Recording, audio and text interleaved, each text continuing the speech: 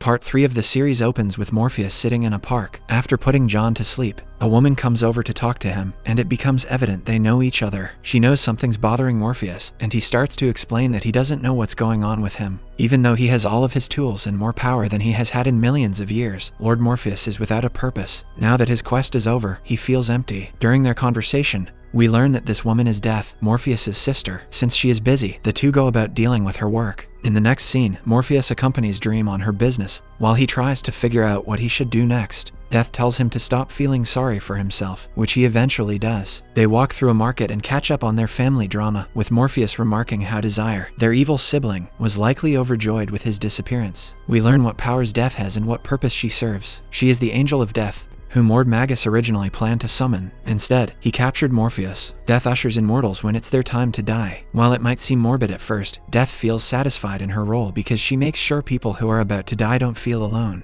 The two siblings walk into an apartment where an elderly man is playing a classical piece on his violin. Death gently approaches the man and tells him it is time to go, proving she is Death. After she finishes helping the man, Death goes on about her work, along with a few other people ready to meet their demise. Next, they go to a lake where Death helps a man move on after he died on his honeymoon. The day continues with Morpheus watching his sister peacefully flying away with souls, taking them to the afterlife. Death explains how she is not alone in her job, but instead, she is going through it with the humans who have died. She reminds her brother that their whole family is here to serve and be in a symbiotic relationship with humans. After a lovely goodbye, Morpheus heads off to an appointment he says he is late for. This appointment Morpheus is late for takes him to an abandoned house which sparks a memory. In 1389, a different-looking Morpheus and Death have arrived at this same building, a tavern. The siblings walk around the pub until one man, referred to as Hob Galding, talks about how he has seen Death and how he thinks Death is stupid. Hob goes on about never wanting to die because he enjoys his life so much. Morpheus confronts him and makes Hob immortal. He tells Hob that he will visit him once every 100 years at the bar to see if he still feels like he wants to live forever. So, in 1489, Hob and Morpheus meet up at the same place, neither of them aging a day. Hob has a lot of questions, but the Dream Lord only answers by saying he is interested in learning how he enjoys being immortal. We get to watch the two men meet every 100 years, with so much changing in Hob's life. One time, we see Hob as a rich man with a wife and a newborn.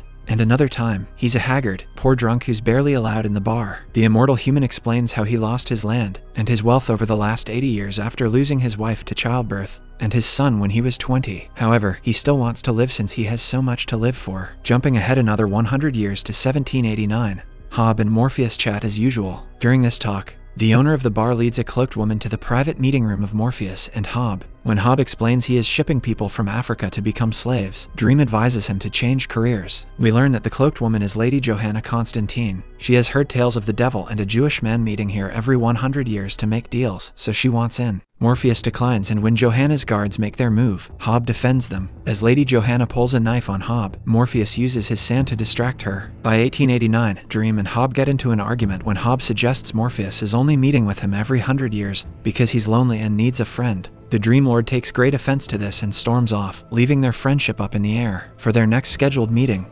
Morpheus does not show up because it's when he's captured by Roderick. This is clearly disappointing for Hobbs, as he sadly believes it was his fault. Returning to the present day, Morpheus is standing in front of the tavern he returned to every century to find it closed down. He sees that a new pub is open next door. Morpheus goes inside and, in the corner, sees his old friend and apologizes for being late. Elsewhere, we see Morpheus's other sibling Desire, who states that even though the Dream Lord is out of his cage, she still has a plan for the big brother. In the next scene, we see Morpheus picking up a book about someone named Rose Walker. The series then goes into a flashback to 2015. In Cape Kennedy, Florida, a young girl, Rose, and her younger brother, Jed, are packing up their things, ready to move to New Jersey. Their mom comes in and lets them know only Rose will go to New Jersey since their father, who has custody, will not let Jed go with his ex-wife. In the present day, Desire is informing her sister, Despair, that their big brother Morpheus is free. Shockingly, Desire suggests that Lord Magus capturing Morpheus was her doing. She then tells Despair that there's a dream vortex out there, a woman who doesn't even know that she is one. They reveal the vortex's identity as Rose Walker, and she is the woman that will supposedly end Morpheus. We learn that Rose is now a 21-year-old woman living in New Jersey. Her mom has since passed on and she is trying to locate her brother, but having no luck. She wants to hire a private investigator,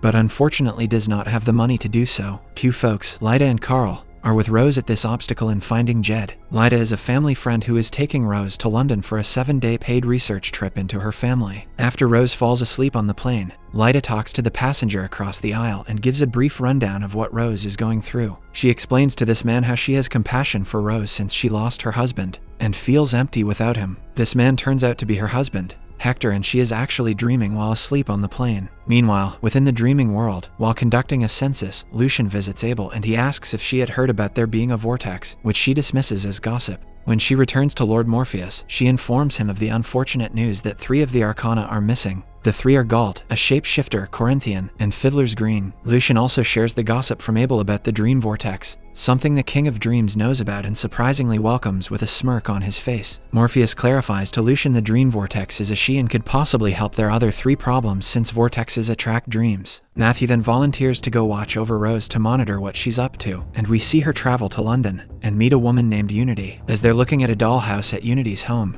her true intentions for bringing Rose to London are revealed. As it turns out, Unity is Rose's great-grandmother. Unity explains that at 12 years old, she suffered from encephalitis lethargica, the sleepy sickness, and slept for years and years. She had only just woken up a few months back. While she was asleep, she had a vivid dream that she got pregnant and had a baby, which remarkably translated to real life. While she was asleep in the hospital, she gave birth to a baby girl, Rose's grandmother. Elsewhere in a diner, 3 members of a planning committee are trying to find a replacement guest of honor for their serial killer convention since their headliner dropped out. Some names are thrown around, one of them being Candyman, before they all agree only the Corinthian is their best bet for a good event. To get the Nightmare's attention, they decide to copy his kill and collect her MO, with one of them cutting out their waiter's eyeballs. They mention over 100 serial killers would be coming to their convention, and they hope the Corinthian will be on to them now. Cut to the Corinthian, and he's on a mission to find Rose. He shows up at her place back in the US and meets Rose's roommate Carl. The Nightmare tells the lie that he wants to offer Rose a job and ends up wooing Carl into letting him inside the apartment. Corinthian learns that Rose is in London,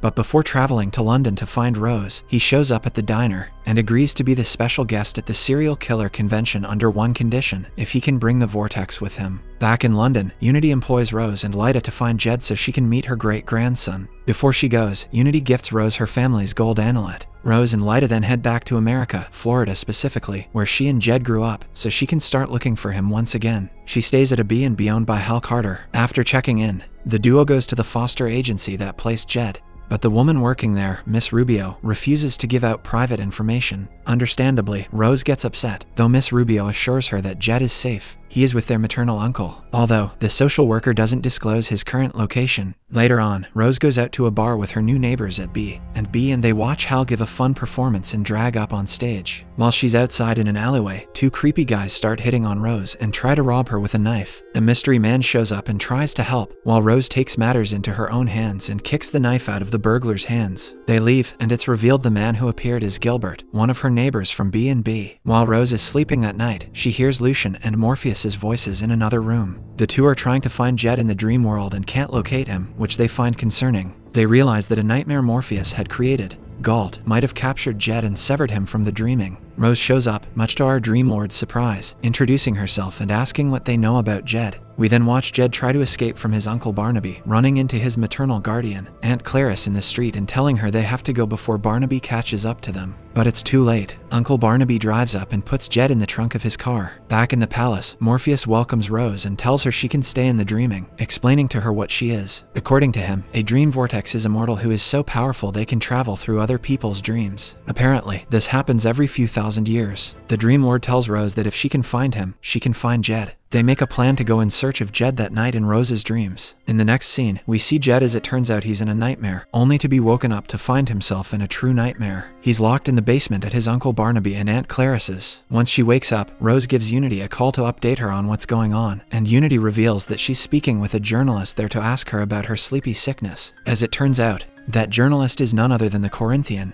there to find out information about Rose. Unaware, Unity tells him where Rose is staying. Meanwhile, Lyda continues to see her dead husband Hector in her dreams, and Rose prints out flyers to try and locate Jed. Next, Lyda decides to help her friend and visits the adoption agency in an attempt to convince Miss Rubio to give information on Jed's current location. The social worker refuses, although she promises to pay Jed a visit just to make sure he's okay. Meanwhile, Uncle Barnaby is angry when Aunt Clarice tells him the adoption agency is coming by, to which Clarice reminds him they could always give Jed back. but they get $800 a month to take care of him, so Barnaby refuses. Barnaby threatens Jed to behave when Miss Rubio comes. Next up, Rose and Hal head out to pass out flyers by the beach, and they bond over their past experiences. Suddenly, the Corinthian appears, looking for Rose, and takes a flyer from Hal. He's certainly onto them and is watching Rose's every move. During her visit at Barnaby and Clarice's, who are obviously fake towards her, Jed pretends to be well adjusted with the family. Before she can leave, he manages to sneak a help note into her purse. Unfortunately, Barnaby sees him do it and takes it back. After her meeting went off without any issues, Rubio returns to her office. She looks up to find Corinthian, who kills the social worker, and reads Jed's file. Later on, Rose falls asleep and gets to travel through her neighbors' and friends' dreams. She watches as Hal performs on a stage only to rip his own face off in a creepy scene, and then she walks in on Lyta having sex with Hector. She finally finds Morpheus, who informs her that the Vortex can dream entire worlds or just as easily destroy them. Lord Morpheus helps Rose focus her powers, enabling her to go down her own path. Eventually, she is able to find Jed's dream and they arrive at their childhood home. We see that Galt, the shapeshifter missing from the dreaming realm, is disguised as Rose and Jed's late mother and is there with Jed. Rose and Jed reunite, and Morpheus wakes Jed up, causing the boy to scream Rose. In the basement, meanwhile, Lyta becomes pregnant in her dream as we see her belly growing really fast. And when she wakes up, she has the same baby bump. Morpheus confronts Galt after realizing she had Jed, and even though she tries to defend herself by saying Jed was being abused in the waking world, the Dream Lord doesn't want to hear it. Galt wants to be a dream and not a nightmare, but Morpheus reminds her that it's not her choice to make, because she did not follow her responsibilities. Morpheus punishes her by making her disintegrate, seemingly killing her. Elsewhere, after going through the files at the adoption agency, Corinthian shows up at Aunt Clarice and Uncle Barnaby's, killing them both. Once he sees Jed, he tells him he was sent by Rose. Jed gets in the car with the nightmare before they hit the open road. Subscribe to see more videos like this, turn on the notifications, and leave a like to help the channel out. Don't forget to wait for the next part. Thanks for watching.